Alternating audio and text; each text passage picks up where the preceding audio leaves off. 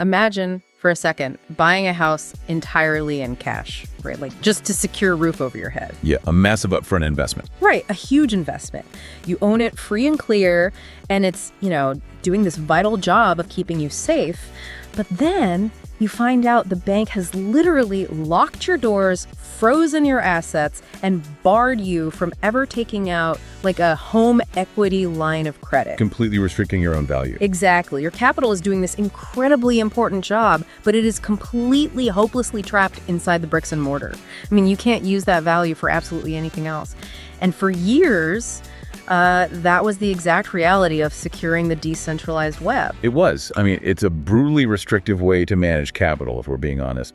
But it was the necessary baseline. That trapped capital was, well, it was really the only way we knew how to guarantee trust in a trustless system. Yeah, and today on this deep dive, we are unpacking how a massive breakthrough basically blew the doors off that house. We are looking at this comprehensive breakdown we have on DeFi mechanics and market power, specifically focusing on liquid staking and yield markets. Right. And our mission today for you, the listener, is to understand what people are calling the industrialization of yield. How exactly staking became liquid and how that newly freed liquidity is fundamentally shifting the power structure of Web3. And, I think it's really important to establish right away that this is not just some niche conversation about making like a few extra percentage points of yield on your ETH. Oh, absolutely not. Right. What we're really looking at here is a profound foundational transformation. We're witnessing how network security itself is being turned into a programmable global commodity. It is a fundamental rewiring of how value and security interact on the internet. And I promise you, we're going to keep the heavy technical jargon to an absolute minimum today. We really want to focus on those aha moments of how these financial engines actually work under the hood. But before we get into the heavy machinery, let's establish that baseline. Yeah, the starting point. Right. So proof-of-stake networks rely on validators locking up tokens to secure the chain. We all know that. But the limitations of that original model were just staggering. I mean, it was entirely illiquid. It required really long lockup periods, had zero composability, and completely isolated that capital from the rest of DeFi. Which, from a purely financial perspective, is a massive problem. Yeah. I mean, capital needs velocity to be useful. What do you mean by velocity in this context? Well, in traditional finance, money is constantly moving, right? It's being lent, it's borrowed, used as collateral leverage. But in that first-generation proof-of-stake model, that capital was effectively just frozen in a smart contract. Like the house paid in cash. Exactly like the house. Yes, it was providing network security, which is incredibly valuable. But its economic utility stopped right there at the protocol layer. It couldn't do anything else. Okay, but let me play devil's advocate here for a second. Isn't that kind of the whole point? Like, the system requires skin in the game to prevent bad actors. If you can just move the money around, doesn't it defeat the purpose of locking it up to secure the network in the first place? I guess, why does the lack of composability actually matter? That's a fair point, but it really matters because of opportunity cost. Right. If you are a massive token holder, you have to make a choice. Do I lock my ETH up to secure the network and earn, a modest, safe yield? Or do I deploy that ETH into DeFi? Like, maybe I provide liquidity on a decentralized exchange or lend it out on a cave for a higher return. You're forced to choose one or the other. Exactly. When capital is forced to choose between security and financial utility, the whole ecosystem suffers. The network is starved of potential security, and DeFi is starved of potential liquidity. If Web3 was ever going to actually scale into a robust financial system, it desperately needed a way to free that locked value, but without compromising the underlying consensus mechanism. So the system needed a pressure valve, basically. And the friction of that trapped capital leads us directly to the invention of LSTs, or liquid staking tokens. This is the big liquidity breakthrough that kind of changed everything, right? It was a total paradigm shift. I mean, LSTs completely solved the illiquidity problem by transforming staking from this passive frozen lockup into a dynamic, active yield strategy. Okay, let's unpack this, because I want to know what exactly is happening under the hood with an LST.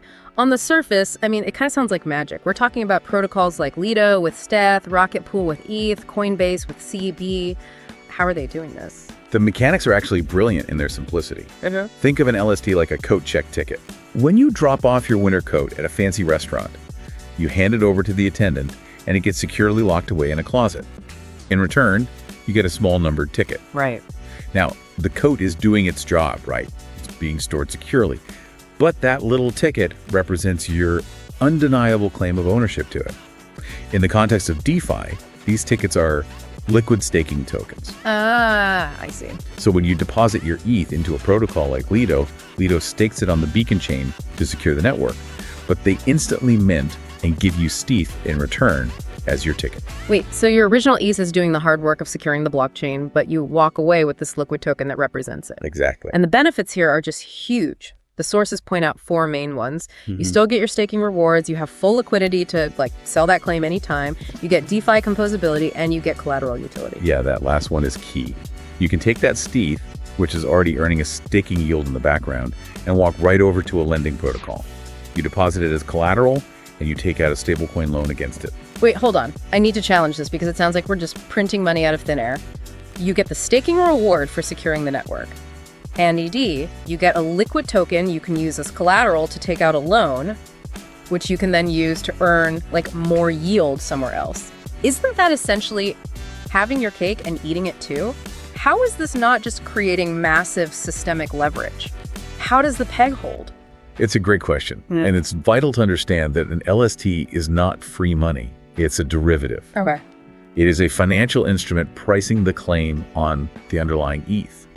The reason it holds value, the reason the peg holds, is because arbitrageurs know that eventually that stETH can be redeemed 1-for-1 for actual ETH. Right, because of the underlying smart contracts. Exactly.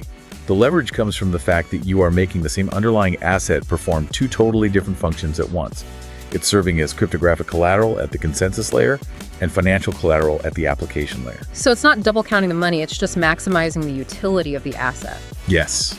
That was the exact moment staking became capital, and that capital became liquidity. Which became the backbone of DeFi's entire yield market. Yeah. It's like we finally figured out how to let people live in their house while simultaneously renting it out. Precisely. You no longer had to choose between securing the network and participating in the financial ecosystem. You could do both. It was the first truly great liquidity engine of proof of stake.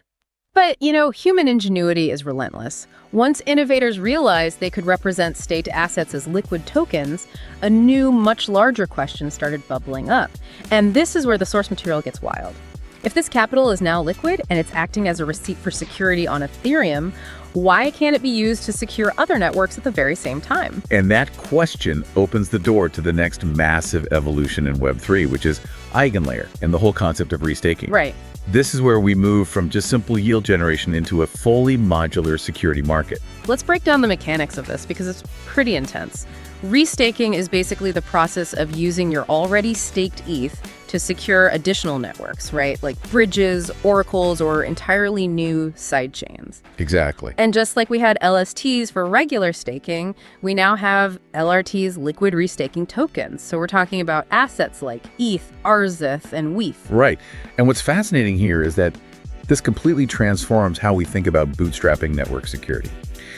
Historically, if you wanted to launch a new decentralized service, let's say, a data oracle, you had a massive mountain to climb. Oh yeah, a huge barrier to entry. Right. You had to bootstrap your own security network entirely from scratch. You had to invent a token, convince validators to buy it, and lock it up to secure your specific oracle. Yeah. It was incredibly difficult, insanely expensive, and frankly, it fragments the overall security of the entire internet. Here's where it gets really interesting. With EigenLayer, the analogy I like to use is it's like a highly trained security guard who is guarding the main bank vault at Ethereum. Okay, I like that. They are locked in, doing their job.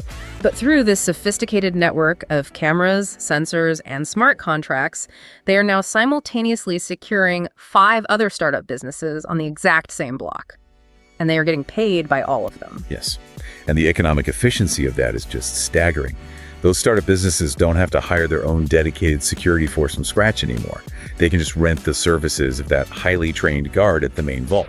Which has to drastically lower the barrier to launch, right? Radically. It lowers the barrier to entry for launching new infrastructure and creates this massive system of shared security. The validators become these central economic hubs, earning multiple streams of rewards for securing multiple systems all at once. It basically turns Ethereum's massive pool of decentralized trust into a programmable commodity. So you're creating additional yield layers and entirely new economic primitives. Instead of these isolated islands of security we used to have, you have this interconnected web. I mean, it sounds like an incredibly efficient, highly profitable ecosystem for everyone involved. It is. Wait, let me interrupt you right there because I know exactly where this is going. Renting out that security guard's attention to 5 different businesses introduces a totally new, kind of terrifying dynamic. Yeah, it really does. If I'm using my one staked ETH to secure 5 different networks and one of those networks gets hacked, or, the validator makes a mistake on some tiny startup chain, do I lose my ETH across all 5? How does the math on that even work without just blowing up the whole ecosystem? This raises an important question, and it is the exact pivot we need to make to understand the full picture here from the sources. Right. We have to look at the dark side of this yield multiplication. Right. Because the industrialization of yield introduces serious systemic fragilities. We're talking about some severe risks outlined in the research: slashing contagion, correlation risk, smart contract exploits, liquidity fragmentation, and yield compression. And restaking inherently amplifies all of these risks, right? Because a single validator is now essentially a single point of failure for multiple networks simultaneously. Exactly. Let's break down the most critical one, which is slashing contagion. Okay, lay it on me. In a proof-of-stake network, if a validator acts maliciously, or honestly, even if they just go offline and fail to do their job, they get penalized. A portion of their stake tokens is permanently destroyed or slashed.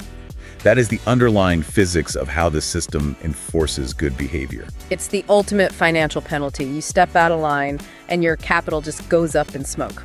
Correct. Now, in a normal, isolated staking environment, if you get slashed, it hurts, definitely. But the damage is totally contained to you and that one specific network. Right.